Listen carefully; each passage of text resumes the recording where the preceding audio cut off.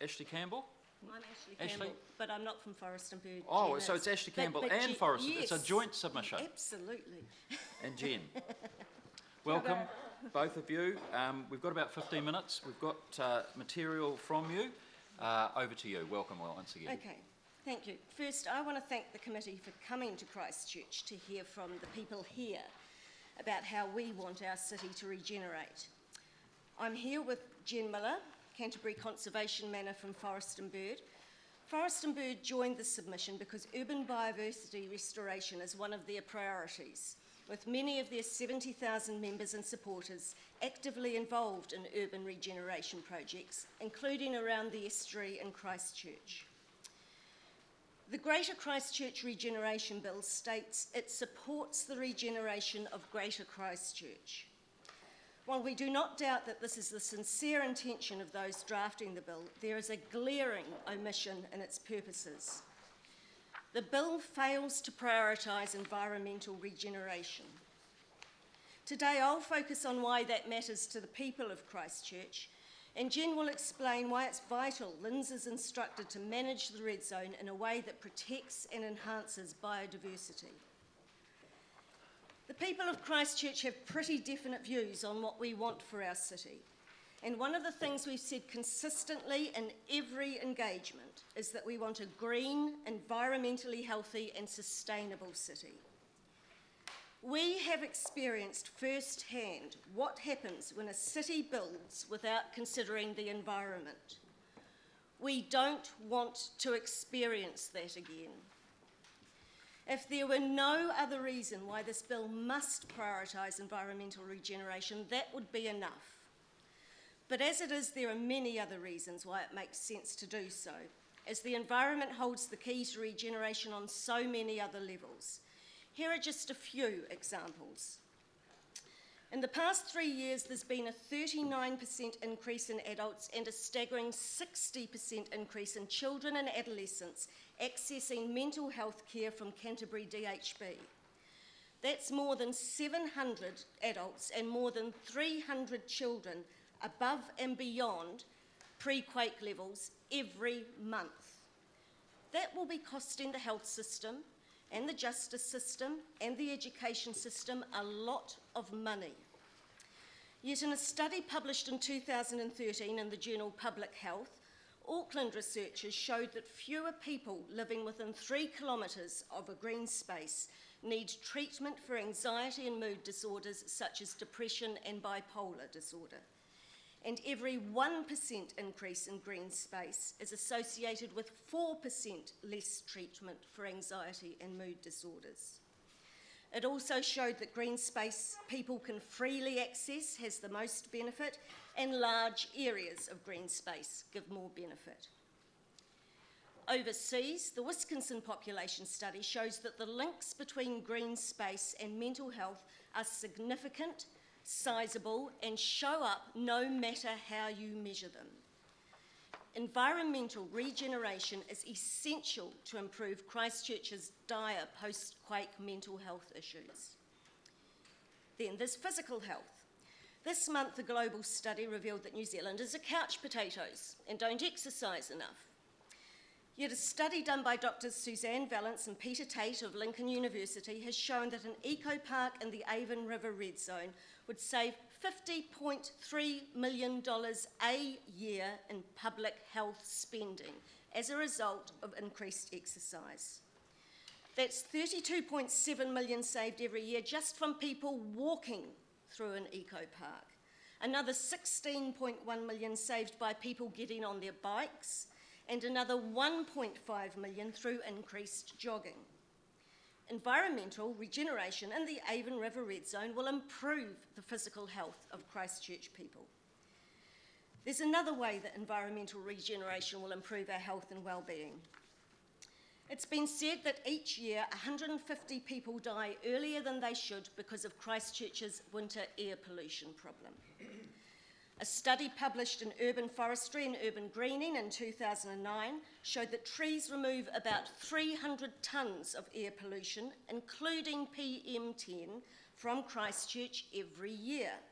and that air pollution is much lower inside Riccarton Bush than immediately outside it. Other research shows that forests remove more air pollution than individual trees, and that evergreens are more efficient at removing winter air pollution, perhaps unsurprisingly. The Christchurch study concluded that there was evidence for, and I quote, the mitigation potential of New Zealand evergreen species that could be used by urban planners to help improve air quality. Environmental regeneration can help to clean up Christchurch's air. We haven't even got onto flooding, a major issue in the regeneration of Christchurch, and protection from sea level rise. You all know that wetlands store stormwater, and mitigate flooding. You probably also know that only 2% of Christchurch's historical wetlands remain. Christchurch cannot truly regenerate while a large proportion of its citizens live in fear of flooding every time it rains. Regeneration of just some of the lost wetlands will provide a cost-effective, reliable form of flood protection for many of those people. And of course, it will also help to clean up the water quality in our rivers. Then there's the fact that most Christchurch children grow up without ever seeing a tui, mōpork or kiruru in their own city. How can we possibly consider that that's okay? Jen. Kia ora everyone, kia ora no. I'm, as she said, here to represent Forest and Bird. My presentation will focus on the short to medium term management. Christchurch is a uniquely biodiverse city. It ranges from our coastal and estuarine environment to drylands and to the forested areas in the Port Hills. It provides habitat for many rare and endangered plant species and animals. These are our taonga. Christchurch residents have a right to expect that they will be protected. When considering the regeneration of Christchurch, it is simply unacceptable in Forest and Bird's view to fail to consider biodiversity protection enhancement as a primary purpose in any future act that your committee is currently considering. The Christchurch community must be meaningfully consulted on how they wish the Avon South Shore Red Zone to be managed. Local Forest and Bird members are wary of arguing for real democracy to return to our city and the wider Canterbury region to ensure biodiversity protection is not continually undermined. It was just a week or so ago that Forest and Bird was here arguing against what has been proposed for ECANs from 2016. In the short to medium term, LINZ will be managing the red zone areas on behalf of the Crown. In our view, they must be specifically directed to manage for these areas for biodiversity values, and the community needs some assurance that LINZ will be adequately resourced to be able to do this. In the Port Hills, I'll give you an example above Governor's Bay. There is an extensive area of QE2 covenant. This is an area which extends between 3 and 4 properties. One of those properties is now in the red zone. LINZ will have a statutory responsibility to manage that covenant for its biodiversity values, and it will certainly have a responsibility to manage it to ensure there's no weed incursion that's going to move over to the adjacent covenants. Now, there also may be other covenants. There may also be sites of ecological significance that are now in the Christchurch replacement plan that LINZ will have to manage for their biodiversity values. Up to now, serious management of the Avon South Shore red zone has been to mow and grass the area at, I think, around about $4 million per year. What we are seeing is an extensive increase in the number of Canada goose because clearly it's ideal habitat for them. What that will mean, apart from the impact on the water quality that the geese will have ultimately, this is going to be quite a huge security issue for LINZ to manage because the cull geese in the urban area is going to be highly problematic. There needs to be some plan to ensure that this is managed, and it needs to be happening very soon. It is also clearly really goes against the wishes of people to have that area managed as a biodiversity park. So when you're sowing and mowing, you are reducing opportunities for seedlings to regenerate. And the other thing that's happened since the earthquake is that there's areas of the Avon area that haven't been managed properly by the City Council. This may be something that Avon or Tākaro address. But these include some really problematic weed species that will become a problem. And for instance, the reed canary grass, which really enjoys damp areas, has become massively problematic in the Wainono lagoon further south near Timaru.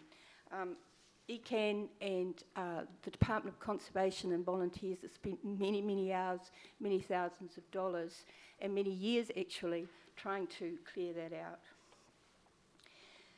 The positive thing about the earthquake and what's happening in the Avon South Shore Red Zone is we're seeing species return that we haven't seen before. Commonly before, you'll recently be aware of the bittern chicks that have caused a great deal of excitement, and rightly so. Christchurch people, as you heard from Catherine Bates previously, have made it clear, and Ashley have made it clear that they want the Avon Red Zone to be a place where our native plants and animals can thrive and our rivers' water quality can improve.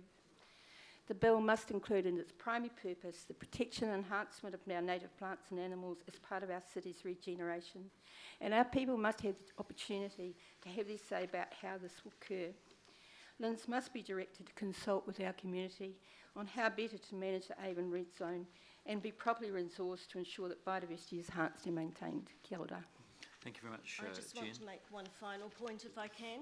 Yes, it will need to be quick. It is, okay, so the people of Christchurch have said over and again that we want a city that's not just economically thriving, but that's socially and environmentally sustainable. You have the power to make that happen. Please use that power wisely. Thank you very much. We've exceeded the time, but Eugenie is... Thank you. Thank you for the submission. We were told by Sarah staff that they've consulted a lot of ologists, i.e. biologists, technical specialists, and there are there's quite a lot of vegetation that's been left in the residential red zone. So why hasn't that been enough? I think I can answer that because a lot of the vegetation that's been left has been cared for or is being cared for by a group that I belong to. Called Greening the Red Zone.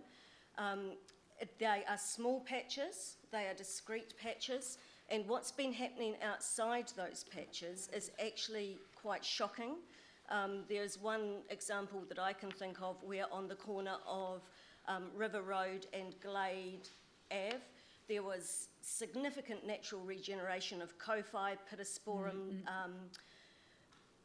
others, like cabbage trees galore. It was thick, it was dense, it was outside the fence, and I went along one day and it had all been chopped down. So basically your submission is because the ChCh legislation doesn't include any real reference to natural environment, there hasn't been a requirement to actually take these things into account seriously, hence change the purpose. And people need to be instructed specifically to do so. Thank you. And on that note, I'm afraid we're going to have to draw the submission to a close, but thank you both very much for your written submission and for being with us today. We appreciate it. Thank you. I'd like to now call to the table